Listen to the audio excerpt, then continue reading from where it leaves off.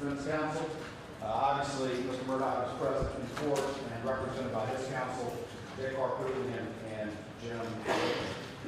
Your Honor, it's my understanding at this time that the defense would request a formal arraignment. So we need to conduct that procedure at this time, Your Honor. Mr. Harpootlian, go on. Yes, Your Honor. That's fine. Your Honor, it's my understanding that they do want the formal arraignment, but are waiving reading of the indictments. That's correct, Your Honor. All right. Richard Alex Murdaugh, if that is your name, please raise your right hand. Do you waive reading of the indictments? Yes, sir. What say you, Richard Alex Murdaugh? Are you guilty or not guilty of the felonies wherein you stand indicted? Not guilty. How shall you be tried? By God and my country. Thank you. And so arraigned. Thank you, Your Honor. Very quickly, as we move forward, the first thing I need to point out is that Attorney General Alan Wilson, of course, has been very involved from the beginning of this case, providing leadership on this case. He's currently traveling today and understands the need to get this done, and so it's permitted me and Mr. Zelenka to proceed with this matter. I also very quickly want to thank my SLED agents. We have Special Agent Dave Owen present, who's been one of the lead case agents on this.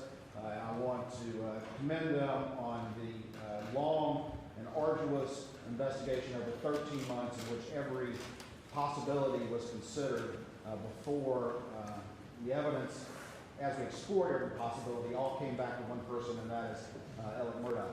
I'm happy to detail some of the facts for Your Honor. However, the defense has advised me that they are willing to consent to a no bond. So I will leave that to Your Honor's discretion, whether you wish me to go into some of the facts or if that take care of that matter. Once we get through bond, I do know that the defense and the state wish to discuss a few motions at this time as well, Your Honor. Please, Court, Your Honor. Please, sir, Mr. Harpootlian. Your Honor, what you're saying to no bond, he's, as you know, already has a $7 million bond he can't make. The further discussion of the alleged facts in this case in an open courtroom, we think continues to run the risk of polluting the jury pool, which in a moment I think we're going to talk about a speedy trial in this matter, which will occur in this courtroom. So we don't believe there's any reason to go into factual background. He's agreeing to no bond, and so we can move into the more procedural motions that we have. And I think we actually worked out an agreement on all the motions. So if we could do that, Your Honor. All right. Yes, sir. So, Your Honor, thank you for your indulgence. And Your Honor, very quickly, let me just add that we have, of course, consulted with the victims in this matter. Our victim advocate is present, and some of the victims, as my understanding, are joining through the remote procedure. I just wanted to make sure that was on the record. Which one? Let's do speedy trial. Well, Your Honor, yeah, there's a few motions I know that Mr. Harpootlian and I have discussed. One of the first motions that has been discussed is a gag order. The state has no objection to a gag order, or Mr. Harpootlian discussed it with me, and we do agree that that would be appropriate in this matter given the amount of media attention. This case, as I've been saying all along at various bond hearings along the way, needs to be tried in the courtroom, and so the state has no objection to that. Your Honor, in addition to that, I believe we have an agreement that all discovery material furnished to us will be, even though this is not a statewide grand jury case, will be subject to a confidentiality order, the same confidentiality order that they use in statewide grand jury cases. Am I correct about that? Well, yes, Your Honor, and another aspect, while that would be appropriate, is much of the information that's been gathered in the statewide grand jury case, all of the 81 allegations of white-collar fraud and other crimes, drugs and the like that's been gathered against Mr. Murdaugh over the course of that long investigation. A lot of that provides the background and the motive for what happened on June 7th, 2021. So that evidence blends together, and it would be appropriate for there to be a global protective order protecting everything related to this case. Secondly, we propose that all motions in this matter, either filed by the state or by us, be sealed and subject to a motion by either party to unseal it. But that rather, again, I mean, we're put in a position of filing a motion on discovery to discuss what we've been given and what we haven't been given. And again, it's going to force us to disclose matters to the general public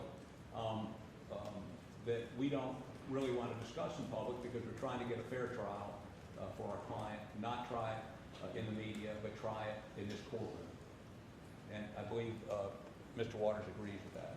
Your Honor, as long as there's obviously the opportunity upon appropriate showing for motions to be made public and for hearings to be public, then I think that that is appropriate. I think we're not talking about hearings, we're talking about motions. Correct. And hearings to the extent that if there's something that needs, we could obviously discuss things in writing, submit them to Your Honor prior to a hearing, and not have those matters necessarily put on the record. But that's something down the line. So, Your Honor, we have an agreement as to confidentiality. We have an agreement as to filing matters under seal.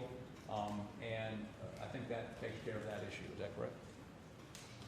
I mean, obviously it's the judge's decision, but I believe we are in general agreement on those matters. Your Honor, could I Yes, sir. move on to the next matter? Well, let's address the matters thus far regarding a gag order. What's your understanding as to the parameters of a gag order, which is, I typically disfavor. What's your understanding as to the parameters of a gag order? Well, I think, Your Honor, it would need to be somewhat limited. I think that obviously there needs to be the ability to advise the public of upcoming hearings. Obviously, we've talked about the ability to advise or to move to unseal motions. But I do think that extrajudicial comments to the press would be the limits of what I see, but that obviously any sort of, aside from notice and that sort of thing, but any sort of hearings that take place in court, obviously, are fair game. And Your Honor, we would agree. We're talking about extrajudicial statements, and I'm not here, and I want to make it clear, there's no indication whatsoever that Mr. Waters has in any way made any extrajudicial statements prior to today. But anyone that reads this constant churning out there, it would appear somebody is. It's not him.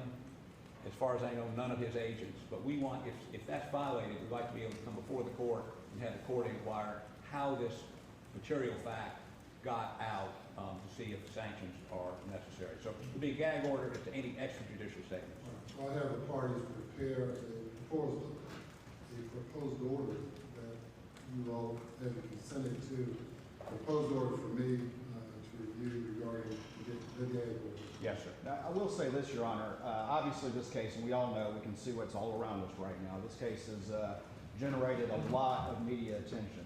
And again, the state wants very much this case to be tried fairly and appropriately in a court of law. I will say this, just because information does make it into the media does not mean that it necessarily came from law enforcement or prosecutorial sources. But I think that the state is in general agreement that we want to limit that so that, again, things are handled in front of Your Honor in court. So we'll prepare a proposed order and try to get to some, I'm sure we can get an agreement on that and then submit it to Your Honor, hopefully by late this week, early next week. Right. Next, regarding sealing Yes, sir. motions.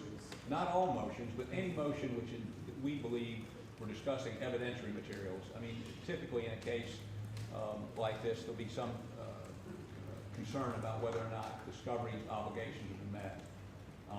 And we'd like to be able to not have to detail that in a motion that then is subject to being filed in the clerk of court's office and used by the media to talk about what the facts may or may not be.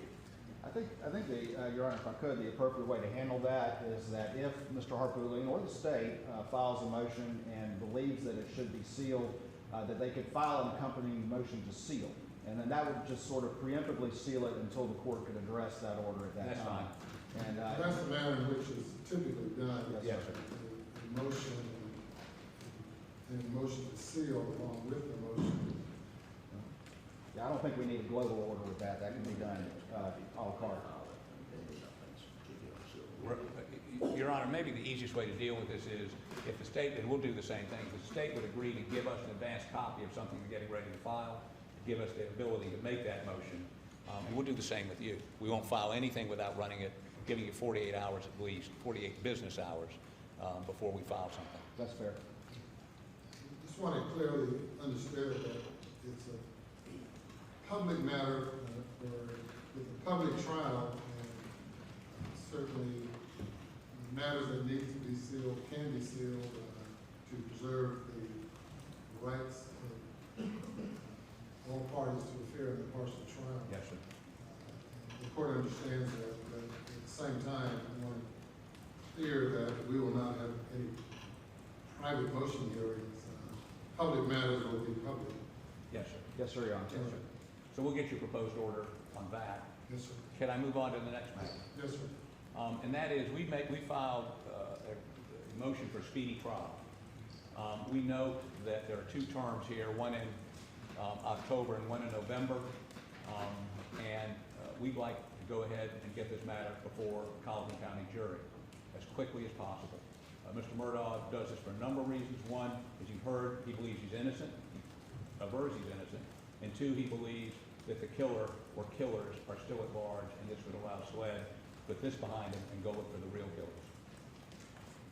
Your Honor, the state, as I've already stated, is willing and actually completely agreeable to moving this matter forward expeditiously. I'm hesitant to set a specific term already because there is a very extensive discovery and probably a number of matters that will be needed to address. That could work out.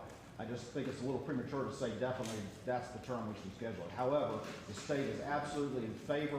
The evidence in this case is substantial, and it all points back to Alex Murdaugh. There's forensic evidence as well as all other evidence of his guilt of these murders, and so the state is ready and willing to move this matter forward as expeditiously as could be reasonably done.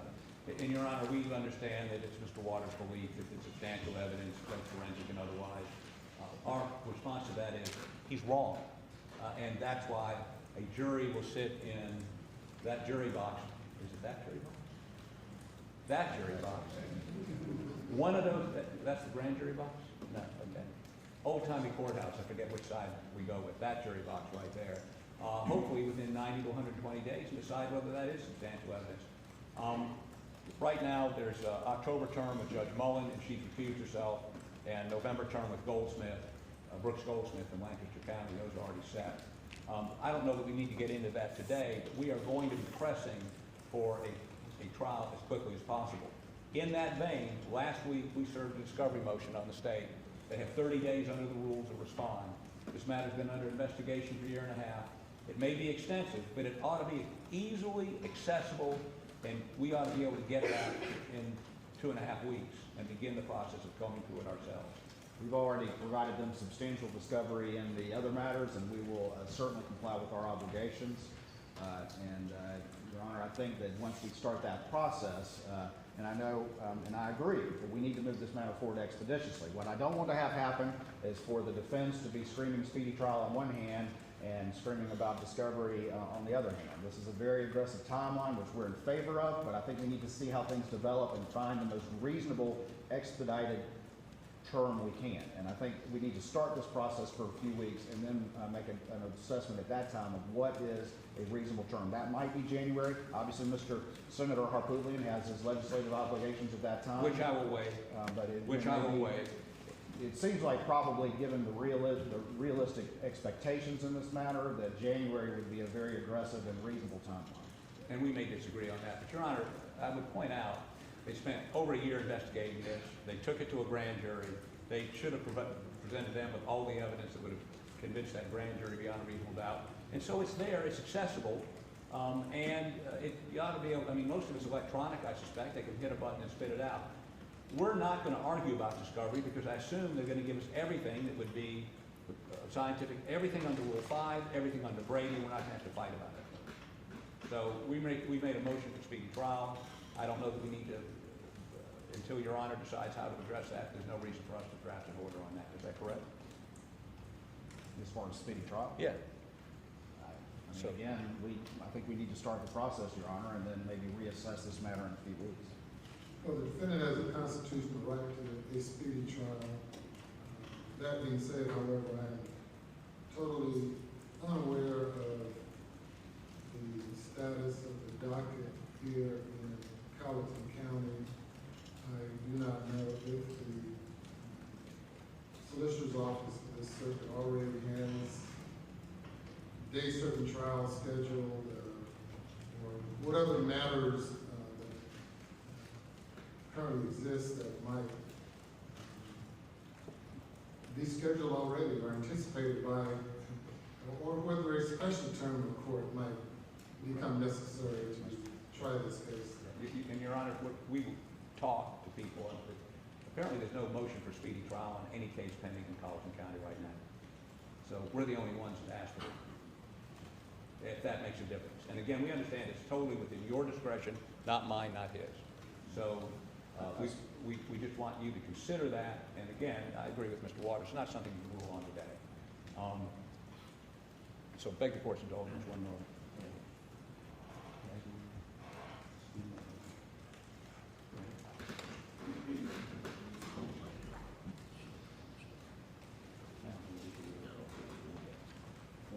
May I ask Mr. Waters something? The motion to get copies of all the stuff.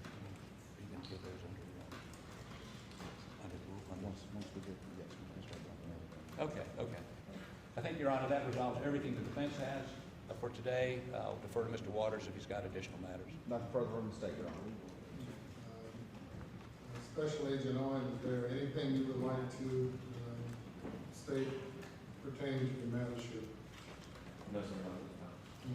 Any victim input? Anyone wishes to address anything from the victim's perspective today? We met with them yesterday. I have not been advised of any specific input. Anything further then? No, Your Honor, not for the defendant. None from the state, Your Honor. All right. Bond will therefore be denied, and matters discussed this morning will be addressed in written orders where necessary. Thank you, Judge. Thank you, Your Honor. Thank you all.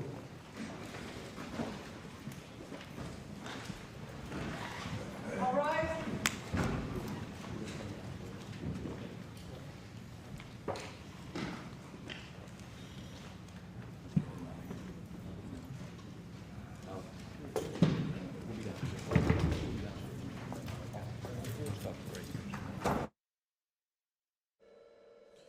All right, so that is Alex Murdaugh leaving the Colleton County courtroom. His bond on these murder charges denied. That was not to be unexpected.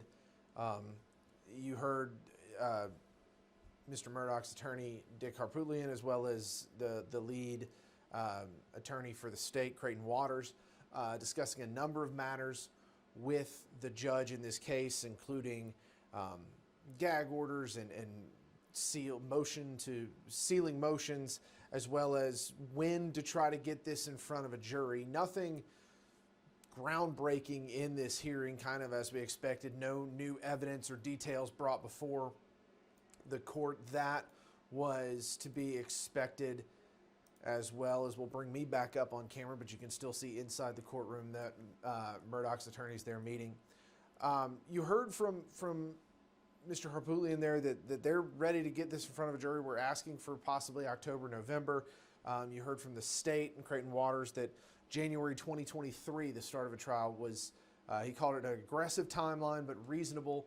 Obviously nothing decided today. And then bond denied for Alex Murdaugh, who is already being held in Columbia on a $7 million bond on other charges. But this was a consent to no bond and bond denied by the judge. And the reason for that no bond consent is Mr. Harpootlian, the attorney for Alex Murdaugh, saying they didn't want to put these details out there, still trying to keep the jury, the potential jury in this case, impartial. And so no new evidence that we've heard on the indictments other than what was in that indictment, which the indictment against Alex Murdaugh on these two charges says that Murdaugh shot and killed his wife Maggie with a rifle and shot and killed his son Paul with a shotgun in June of last year on the family's property in Colleton County. But that's the breaking news this morning. Alex Murdaugh denied bond in this hearing on murder charges and the gun-related charges. We have a team of reporters up in Colleton County. They'll be bringing you the latest reaction from outside the courtroom coming up on The News beginning in about an hour and a half on The News at noon. Jessica Savage and Tyler Mannion are both in Colleton County to bring you the absolute latest on this case. But again, this morning, Alex Murdaugh denied bond on murder charges. We will have plenty more coming up on The News at Noon in about 90 minutes.